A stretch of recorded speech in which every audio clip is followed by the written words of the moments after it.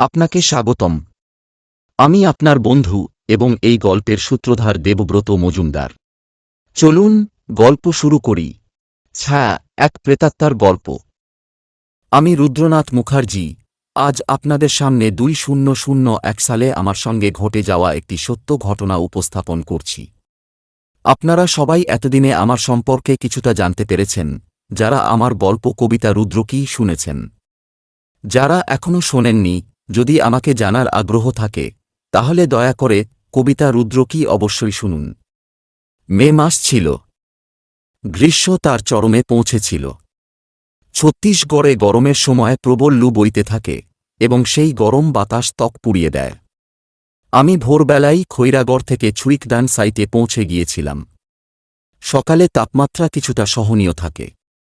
Jain construction কোম্পানিকে প্রধানমন্ত্রী গ্রাম সড়ক যোজনার অধীনে ছুইকদান থেকে চিন্দারি গ্রাম পর্যন্ত 9 কিলোমিটার দীর্ঘ রাস্তা নির্মাণের দায়িত্ব দেওয়া হয়েছিল।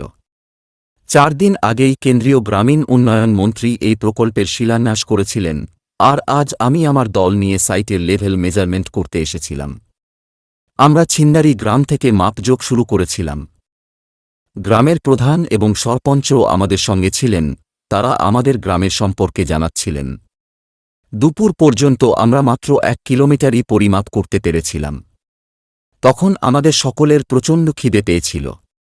গ্রামে খাবারের কোনো ব্যবস্থা ছিল না, তাই আমরা ছুইকদান গিয়ে খাওয়ার সিদ্ধান্ত নিলাম এবং সঙ্গে সরপঞ্চ ও প্রধানকেও নিয়ে নিলাম।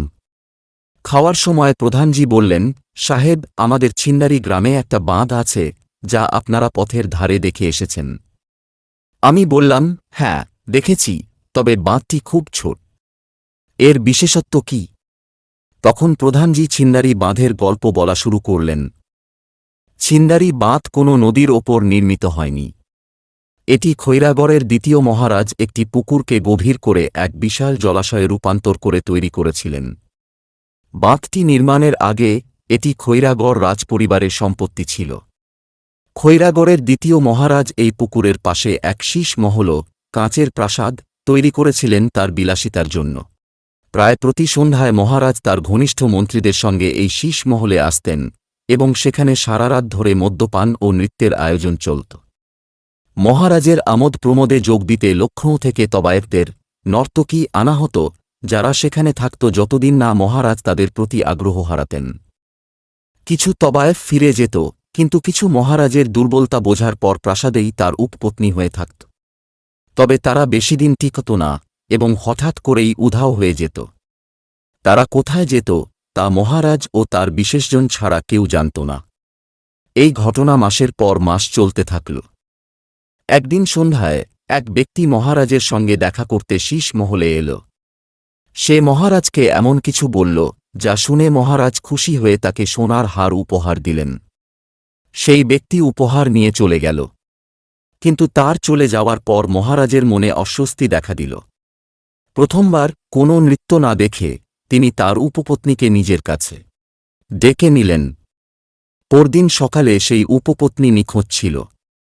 মহারাজ তখন মদ্যপান করতে করতে সন্ধ্যার অপেক্ষা করতে লাগলেন।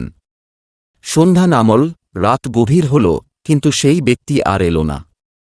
মহারাজের ধৈর্যের বাঁধ ভেঙে যাওয়ার উপক্রম হয়েছিল, তখনই এক নৌকা শীষ মহলের দিকে আসতে দেখা গেল। নৌকাটি মহলে এসে ভিড়ল। সেই ব্যক্তি সঙ্গে এক বৃদ্ধা মহিলা ও এক তরুণী মেয়ে নিয়ে মহারাজের সামনে হাজির হল। ব্যক্তিটি বৃদ্ধার দিকে ইঙ্গিত করে বলল, মহারাজ, আমি বলেছিলাম না, পাশের গ্রামে এক বিধবা মহিলা আছেন, যিনি তার মেয়ের বিয়ে দিতে চান। এই সেই বিধবা, আর এটি তার মেয়ে। এখন আপনিই পারেন এই বিধবার সাহায্য করতে, তার মেয়ের বিয়ে দেওয়ার জন্য। মহারাজ এক থলে তুলে দিয়ে বললেন, এই নাও, এতে 10টি স্বর্ণমুদ্রা আছে। নিজের মেয়ের বিয়ে ধুমধাম করে দাও, কিন্তু বিয়ের দিন পর্যন্ত সে আমাদের রাজপ্রাসাদে রানীর সেবা করবে। আমরা তার জন্য পাত্র নির্বাচিত করব। বলো, রাজি আছো? বৃদ্ধার আনন্দের সীমা রইল না। তিনি মহারাজের পায়ে হাত দিয়ে কৃতজ্ঞতা জানালেন এবং মেয়েকে মহারাজের কাছে রেখে চলে গেলেন। বৃদ্ধা চলে যেতেই মহারাজ মেয়েটিকে বললেন, যাও, ওই ঘরে ভালো কিছু পোশাক আছে, গিয়ে পরে নাও। তারপর আমরা রাজপ্রাসাদে যাব। মেয়েটি মহারাজের কথামতো ঘরে চলে গেল। কিন্তু ঘরে ঢোকার সঙ্গে সঙ্গে কেউ বাইরে থেকে দরজা বন্ধ করে দিল। মেয়েটি বিষয়টি বুঝতে পারল না। কিছুক্ষণ পর যখন সে দরজা খোলার চেষ্টা করল, দেখল দরজাটি বাইরে থেকে আটকানো। সে চিৎকার করে দরজা খোলার অনুরোধ করল। ঠিক তখনই দরজা খুলে গেল এবং কেউ তাকে পিছন থেকে ধরে ফেলল। মেয়েটি নিজেকে ছাড়ানোর জন্য আপ্রাণ চেষ্টা করল, কিন্তু পারল না। ঠিক তখনই একটি কণ্ঠস্বর শোনা গেল, যা তার সমস্ত প্রতিরোধের ইচ্ছাকে স্তব্ধ করে দিল। সেই কণ্ঠস্বর ছিল মহারাজের। মহারাজ বললেন, মেয়ে, আমি তোমার জন্য পাত্র ঠিক করে ফেলেছি। চলো, তোমার বিয়ে এখনই হবে। আমি সমস্ত আয়োজন করে ফেলেছি। তরুণী মেয়ে, যে একেবারে সরল ও নিষ্পাপ ছিল, সে জানত না যে প্রতারণা কাকে বলে। সে খুশি হয়েছিল যে তার বিয়ে রাজপ্রাসাদে হচ্ছে। মহারাজ তাকে রাজপ্রাসাদের উঠোনে তৈরি মণ্ডপে নিয়ে গেলেন। তিনি মেয়েটিকে বললেন, তুমি এখানে বসো, তোমার বর এখনই আসছে। এ কথা বলে মহারাজ বরের খোঁজে চলে গেলেন। মেয়েটি মনে মনে মহারাজকে আশীর্বাদ করছিল, ভাবছিল কি মহানুভব একজন ব্যক্তি তিনি। কিছুক্ষণ পরেই বর মণ্ডপে এসে বসল। সে কনের পাশে এসে বসল। পুরোহিত মন্ত্র পড়তে শুরু করলেন। অগ্নির চারদিকে 7 পাকে ঘোরার আগে পুরোহিত বললেন, কারণ কনের কন্যাদান করার কেউ নেই, তাই এই বিয়ে অগ্নিকে সাক্ষী রেখে সম্পন্ন হবে। এখন থেকে এই দুজন স্বামী স্ত্রী। বিয়ে শেষ হল। কনের আনন্দের সীমা ছিল না। সে তার বরকে দেখতে চেয়েছিল, কিন্তু বর ফুলের সেহরায় ঢাকা ছিল। শীষ মহলের এক দাসী কনেকে তার কক্ষে পৌঁছে দিল। কনে কিছু জিজ্ঞাসা করতে চেয়েছিল, কিন্তু তখনই মহারাজ কক্ষে প্রবেশ করলেন। মহারাজ বললেন, কনে, যেহেতু তোমার গন্ধর্ব বিবাহ হয়েছে, তাই যতক্ষণ না তোমার অগ্নিসংস্কার সম্পন্ন হয়, তোমার চোখ বাঁধা থাকবে। এটাই আমাদের রীতিরেওয়াজ। দাসী কনের চোখে পট্টি বেঁধে দিল। মহারাজ বললেন, আজ তোমার ফুলসজ্জার রাত, তোমার স্বামীকে খুশি করা তোমার ধর্ম, তবে মনে রেখো, যতক্ষণ না এবং তিনিও তোমার সঙ্গে কথা বলবেন না। বুঝলে তো? কনে মাথা নেড়ে সম্মতি জানাল। মহারাজ কক্ষ ত্যাগ করলেন। মহারাজের যাওয়ার পর বরকক্ষে প্রবেশ করল, দরজা বন্ধ করল এবং কোনো কথা না বলে কনেকে বিছানায় শুইয়ে দিল। রাত কেটে গেল। পরদিন সকালে কনে জেগে উঠে তার মায়ের কণ্ঠস্বর শুনতে পেল। মা, আমার চোখের পট্টি খোলার দরকার নেই। যতক্ষণ না অগ্নিসংস্কার হয়, আমি আমার স্বামীকে দেখতে পারব না। কনে বলল। মা উত্তর দিলেন, তোমার স্বামী ভোরে মহারাজের কাজে অন্য শহরে চলে গেছেন। এখন তিনি কয়েকদিন পর ফিরে আসবেন, তাই এখন তুমি চোখের পট্টি খুলতে পারো। নির্দোষ কনে তার মায়ের সঙ্গে বাইরে এল। মহারাজ সিংহাসনে বসেছিলেন।